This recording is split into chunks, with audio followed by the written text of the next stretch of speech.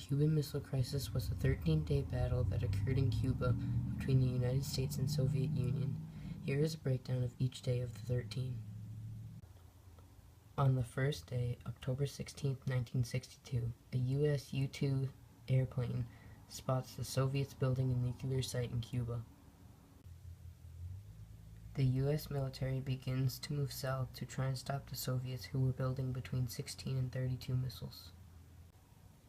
President Kennedy meets the Soviet minister Andrei Gromyko and informs John F. Kennedy the missiles are only in place for protection purposes.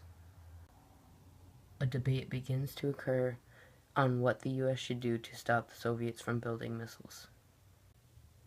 A decision is made to quarantine the island with a bunch of U.S. naval ships.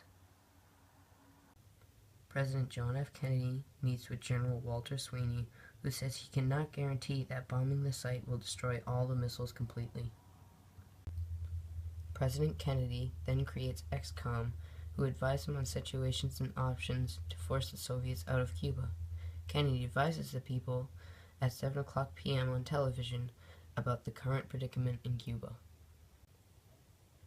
The naval quarantine ships have finally moved into place to block the Soviets from adding any more parts that will finish their missiles. President John F. Kennedy then informs Soviet President Khrushchev to halt any ships to keep us from firing at the Soviets. The president responds saying, "We will not give in to your demands because our missiles are active and we are not afraid." The debate begins between the U.S. and Soviets on what to do with the situation in Cuba.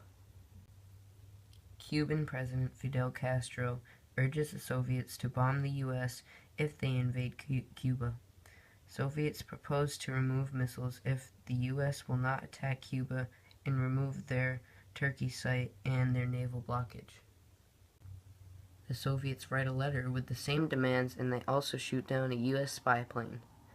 President John F. Kennedy meets with Ambassador Anatoly Dobrynin, and terms are agreed to remove missile sites in Turkey and not to invade Cuba if the Soviets remove their missiles. Actions are finally carried out by both the U.S. and Soviets, and a nuclear war is avoided.